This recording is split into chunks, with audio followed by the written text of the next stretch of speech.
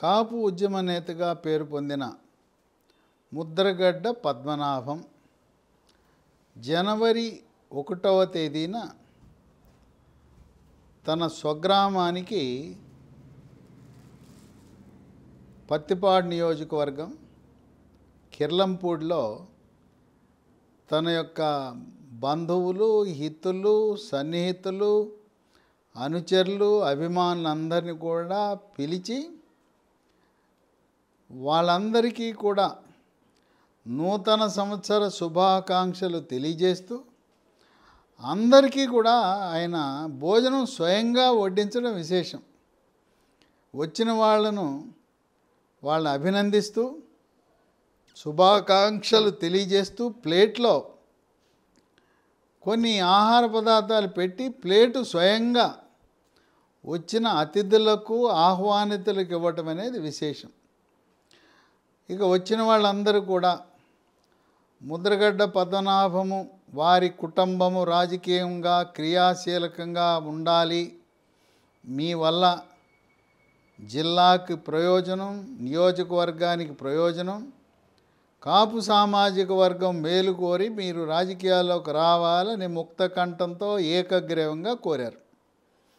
సరే, అక్కడ వచ్చిన అభిమానులు, హితులు, సన్నిహితులు వాళ్ళందరి కోరిక మేరకు ముద్రగడ్డ పద్మనాభం సరే నేను 2009లో రాజకీయాలకు దూరంగా జరిగాను, గత 15 సంవత్సరాలుగా నేను రాజకీయాల్లో లేను, చంద్రబాబు నాయుడు ముఖ్యమంత్రిగా ఉన్నప్పుడు కాపు రిజర్వేషన్ల కొరకు ఉద్యమించాను, ఇప్పుడు మళ్ళీ మీ అందరి కోరిక మేరకు మా కుటుంబం క్రియాశీలకంగా రాజకీయాల రంగ ప్రవేశం చేస్తుంది, ఆ వచ్చిన వాళ్ళందరూ కూడా వైఎస్ఆర్సీపీ పార్టీలో చేరండి అని చెప్పారు. దానికి కూడా ముద్రగడ్డ పద్మనాభం అంగీకరించాడు. జగన్మోహన్ రెడ్డి ముద్రగడ్డ పద్మనాభం కాకినాడ ఎంపీగా పోటీ చేయండి అని కోరాడు. దానికి ముద్రగడ్డ పద్మనాభానికి అంత ఇష్టం లేదు. సరే, ఇప్పుడు ముద్రగడ్డ పద్మనాభం కుటుంబం ఏ నిర్ణయం తీసుకుందంటే ముందు పత్తిపాడులో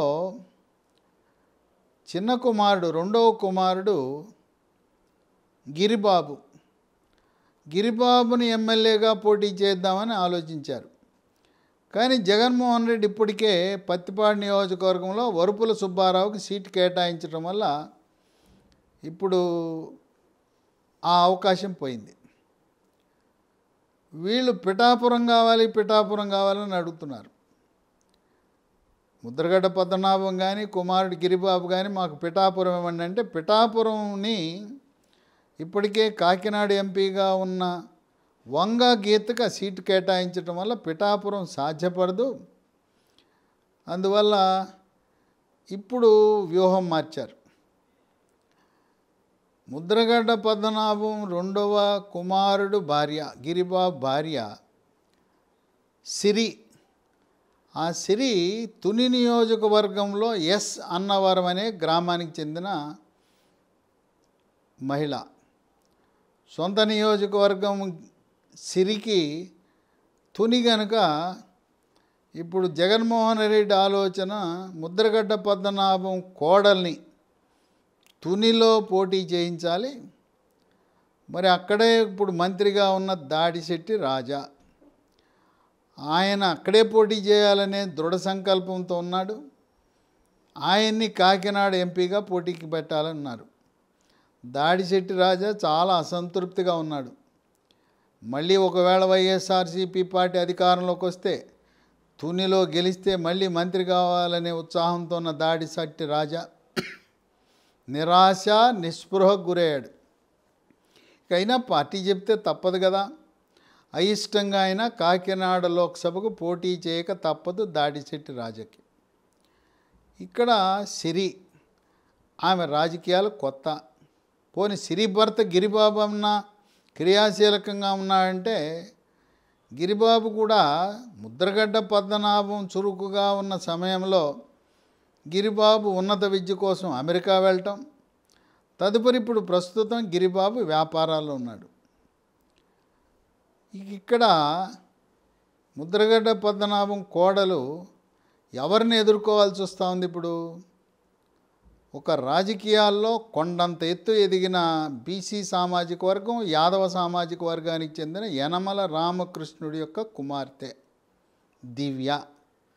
మహిళపై మహిళను పోటీ పెట్టాలని జగన్మోహన్ రెడ్డి ఆలోచన. యనమల రామకృష్ణుడు వరుసగా 6 సార్లు ఆ నియోజకవర్గానికి ప్రాతినిధ్యం వహించాడు. 83, 85, 89, 94, 99, 2004.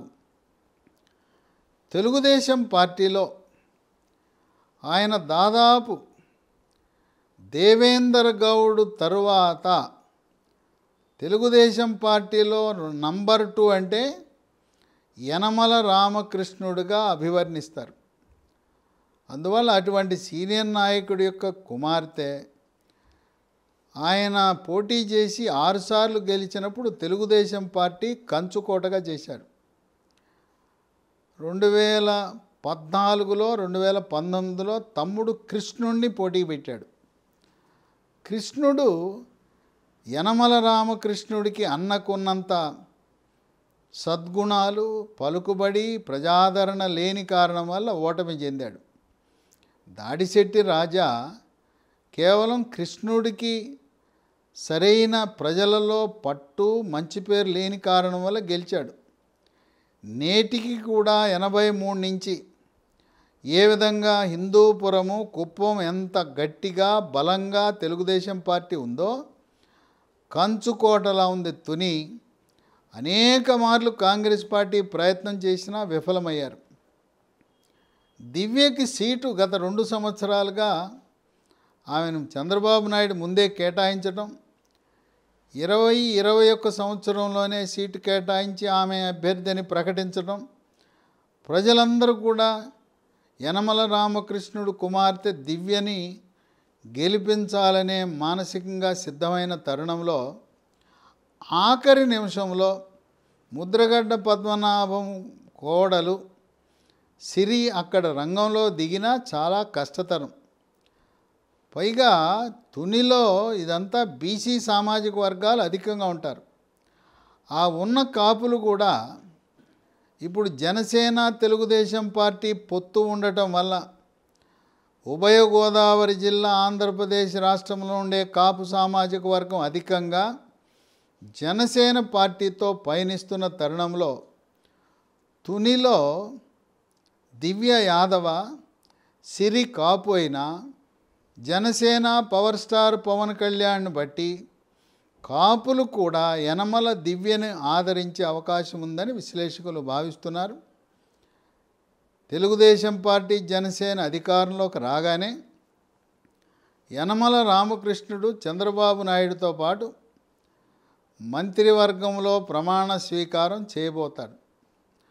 ఆయన పలుమార్లు ఉమ్మడి ఆంధ్రప్రదేశ్లో కాంగ్రెస్ పార్టీ తరపున రోశయ్య, మాజీ కేంద్ర మంత్రి, మాజీ రాష్ట్ర మంత్రి, మాజీ ముఖ్యమంత్రి, దివంగత నేత రోశయ్య ఏ విధంగా అత్యధికంగా బడ్జెట్ను ప్రవేశపెట్టిన పేరుందో అదేవిధంగా ఆర్థిక శాఖ వ్యవహారాలను నిర్వహించటంలో, శాసనసభ వ్యవహారాలను నిర్వహించటంలో తనకు తానే సాటి మళ్ళీ యనమల రామకృష్ణుడికి ఆర్థిక శాఖ, దాంతోపాటు శాసనసభ వ్యవహారాల శాఖ కట్టబెట్టడం తథ్యం. చంద్రబాబు నాయుడు తర్వాత సీనియర్ మోస్ట్గా ఉన్న యనమల రామకృష్ణుడు మంత్రివర్గంలో స్థానం పొందితే దివ్య శాసనసభలో ప్రాతినిధ్యం వహిస్తూ రాబోయే ఖాళీల్లో ఒక ఖాళీ నుంచి ఎమ్మెల్సీగా యనమల రామకృష్ణుడు, కుమార్తె శాసనసభలో, తండ్రి శాసన మండలిలో ప్రాతినిధ్యం వహిస్తూ తుని నియోజకవర్గం యనమల రామకృష్ణుడు ఒక వివాదరహితుడిగా, పిలిస్తే పలికే మనిషిగా, ఎవరికీ అపకారం చేయకుండా చేతనైతే సాయం చేయాలి, ఎటువంటి తగాదాలు, గ్రూపులు ఇలాంటివి ప్రోత్సహించకుండా పార్టీకి విధేయుడిగా ఉంటూ చంద్రబాబు నాయుడికి కుడి భుజంగా ఉంటూ చంద్రబాబు నాయుడు ఏ సలహా తీసుకోవాలన్నా యనమల రామకృష్ణుని సంప్రదించి ఆయన యొక్క అభిప్రాయం అంటే చాలా గౌరవం.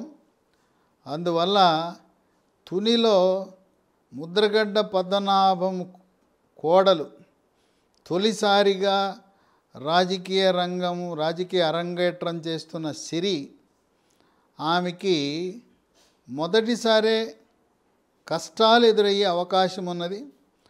ఆఖరి నిమిషంలో రాజకీయంలో ప్రవేశించి ఇప్పటికే అక్కడ అభ్యర్థిగా తెలుగుదేశం పార్టీ అభ్యర్థిగా ఉండే యనమల దివ్య నియోజకవర్గంలోని అన్ని మండలాలను అన్ని గ్రామాలను చుట్టి నాకు ఓటు వేయండి, తెలుగుదేశం పార్టీకి మద్దతు ఇవ్వండి అని కోరిన సమయంలో ఇప్పుడు ముద్రగడ్డ పద్మనాభం ఆయన వ్యూహము ఫలించకపోవచ్చు. ఇక్కడే కాకుండా తునిలోనే కాకుండా ఉభయ గోదావరి జిల్లాల్లోనూ ఆంధ్రప్రదేశ్లో కాపు, బలిజ, తెలగ, ఒంటరి, తూర్పు కాపు, మున్నూరు కాపు సామాజిక వర్గాలు జనసేన పవర్ స్టార్ పవన్ కళ్యాణ్ ప్రభావం వల్ల వాళ్ళందరూ కూడా తెలుగుదేశం, జనసేన భవిష్యత్తులో బీజేపీ కూటమిలో జాయిన్ అయితే ఆ మహాకూటమికి మద్దతు ఇచ్చే అవకాశం అధికంగా ఉందని విశ్లేషకులు భావిస్తున్నారు.